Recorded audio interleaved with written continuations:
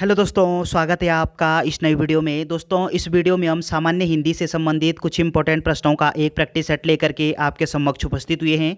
तो बिना देरी किए इन इंपॉर्टेंट सवालों को शुरू करते हैं। इससे पहले यदि आपने चैनल को सब्सक्राइब नहीं किया है तो चैनल को सब्सक्राइब करके बेल आइकन को प्रेस कर दें ताकि लेटेस्ट वीडियो की नोटिफिकेशन आप तक पहुँच सके। तो चलिए शुरू करते हैं।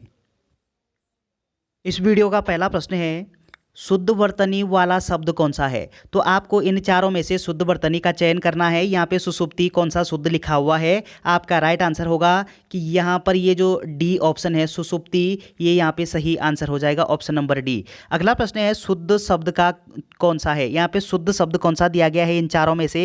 आपका राइट आंसर है कि शुद्ध शब्द होगा यहाँ पे सच्चिदानंद, ऑप्शन नंबर बी सही आंसर दिया गया है। अगला प्रश्न है, उत्धनहार के योग से कौन सा शब्द बनेगा? उत्धनहार बराबर क्या होता है दोस्तों? आपका राइट आंसर होगा उत्धनहार बराबर होता है उद्धार, ऑप्शन नंबर डी सही आंसर दिया गया। और ये आप जानते हैं कि उत्धनहार बराबर उद्धार होता है, तो इसमें कौन सी संधि हो जाएगी? तो ये हो जाएगी आपकी व्यंजन संधि। चलिए अगला प्रश्न है, दृंगचल का सही संधि विच्छेद है। तो दृंगचल जो शब्द दिया गया है यहाँ पे, इसका सही संधि विच्छेद क्या होगा? आपका राइट आंसर है दृंगचल शब्द का सही संधि विच्छेद होगा यहाँ पे दृक धन अंचल। क्या होगा? दृक धन अंचल, ये यहाँ पे शुद्ध दिया गया है, ऑप्शन नंबर सी सही आंसर हो जाएगा।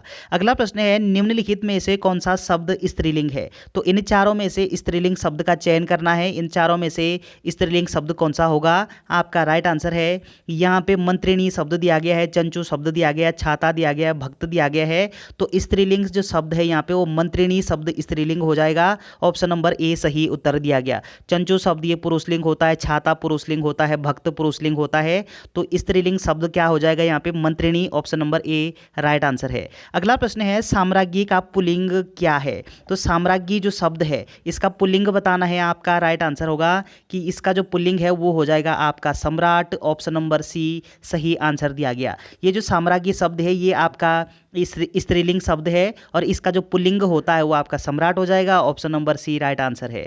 अगला प्रश्न है, सभा में बीसियों लोग थे, इनमें विशेषण का कौन सा भेद है? सभा में बीसियों लोग थे, ध्यान से पढ़िएगा, सभा में 20 लोग नहीं थे, सभा में बीसियों लोग थे। तो इसमें विशेषण का कौन सा भेद हो जाएगा? आपका राइट आंसर है यहाँ पर ये हो जाएगा आपका अनिश्चित वाचक हो जाएगा, आपका option number D right answer हो जाएगा। अगला प्रश्न है, जो क्रिया अभी हो रही है उसे कहते हैं। तो जो क्रिया अभी वर्तमान समय में घटित हो रही है, जो अभी हो रही है वर्तमान समय में, उसको हम कौन सा वर्तमान के नाम से जानते हैं? आपका राइट आंसर होगा उसको बोलते हैं हम अपूर्ण वर्तमान, ऑप्शन नंबर बी सही आंसर हो जाएगा। अगला प्रश्न है, कौन सा शब्द क्रिया विशेषण है? तो यहाँ पर क्रिया विशेषण शब्द कौन सा दिया गया है? क्रिया विशेषण शब्द का चयन करना है आपको। आपका राइट आंसर है यहाँ पर तेज शब्द दिया गया है, पहला शब्द दिया गया है, बुद्धिमान शब्द बुद्धिमान शब्द दिया गया है, मीठा शब्द दिया गया।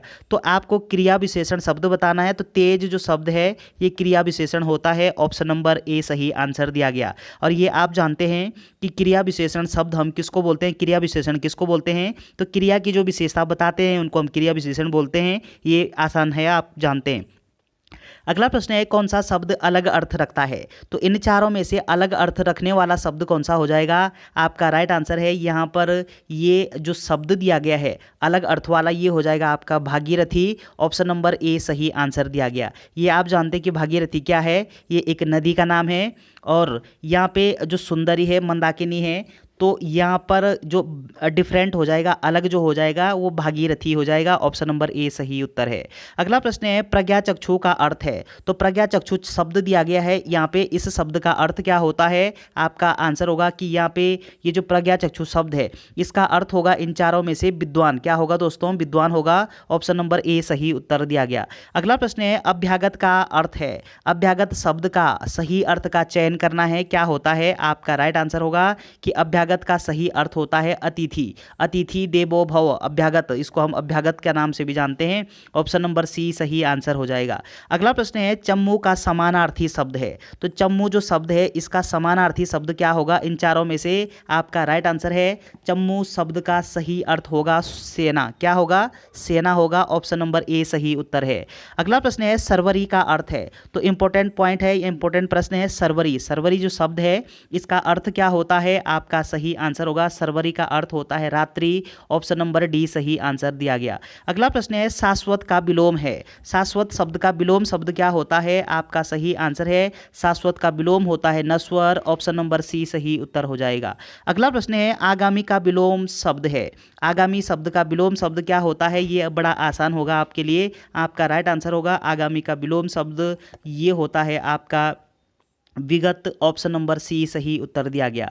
अगला प्रश्न है जो गणना योग्य ना हो उसके लिए एक शब्द क्या होता है? आपका सही आंसर होगा कि जो गणना योग्य ना हो उसके लिए एक शब्द होता है असंख्य। ऑप्शन नंबर सी सही उत्तर दिया गया। अगला प्रश्न है दूर की सोचने वाला के लिए एक शब्द है। तो वह व्यक्ति जो दूर की सोचता है उसके लिए एक शब्द क्या होता है? आपका सही आंसर होगा उसके लिए एक शब्द होता है दूरदर्शी। ऑप्शन नंबर बी सही उत्तर दिया गया। अगला प्रश्न है मोक्ष की इच्छा करने वाला कहलाता है। तो मोक्ष की इच्छा करने वाला उसको हम क्या बोलते हैं एक शब्दों में? आपका सही आंसर होगा उसको कहते हैं हम मुमुक्षु।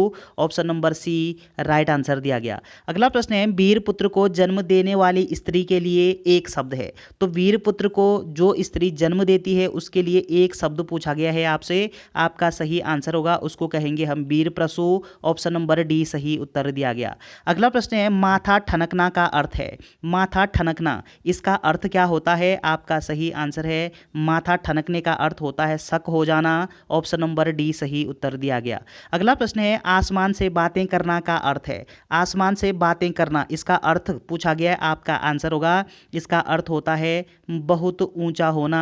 ऑप्शन नंबर सी सही उत्तर दिया गया है। चलिए अगला प्रश्न है का बरखा जब कृषि सुखाने का अर्थ है। का बरखा जब कृषि सुखाने इसका अर्थ पूछा गया है आपसे। आपका सही आंसर होगा इसका अर्थ है काम बिगड़ने पर सहायता व्यर्थ होना। ऑप्शन नंबर बी सही उत्तर दिया गया।